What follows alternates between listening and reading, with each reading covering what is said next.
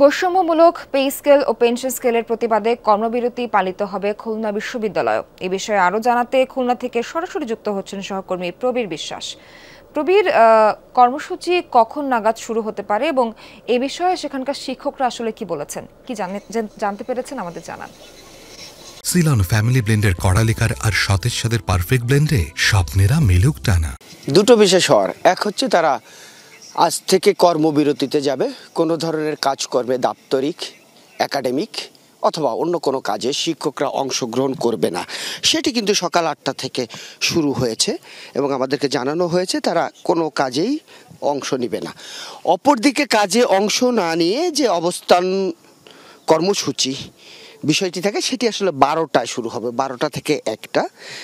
খুলনা বিশ্ববিদ্যালয়ের যে ক্যাফেটেরিয়াটি রয়েছে সেখানে শিক্ষকরা জড়ো হয়ে তাদের দাবি দেওয়ার কথাটি বলবেন। তবে দাবি দেওয়া খুবই স্পষ্ট। আপনি জানেন সার্বজনীন পেনশন স্কিম প্রজ্ঞাপন হতে পাবলিক বিশ্ববিদ্যালয়ের অন্তর্ভুক্তিকরণ অবিলম্বে প্রত্যাহার এবং তাদের নিজস্ব একটি স্বতন্ত্র বেতন কাঠামো, এই দাবিতে তারা আগেও কিন্তু কর্মবিরতি পালন করেছে।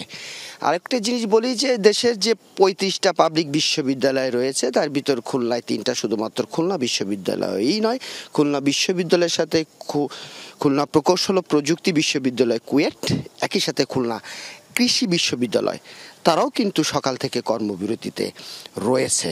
এবং আমাদেরকে জানানো হয়েছে এই বিশ্ববিদ্যালয়ের যিনি শিক্ষক সমিতির সভাপতি রয়েছেন প্রফেসর ডক্টর এস.এম. ফিরোজ এবং সাধারণ সম্পাদক মোহাম্মদ রকিবুল হাসান সিদ্দিক, তিনি বলেছেন যে যত সময় পর্যন্ত আমাদের দাবি দেওয়া পূরণ না হবে তত সময় পর্যন্ত তারা কোনো ধরনের কার্যক্রমে যাবে না। সে কারণে সরকার বিষয়টি দ্রুত সময়ের মধ্যে মেনে নেবে বলে তারা প্রত্যাশা করে। সোয়ার।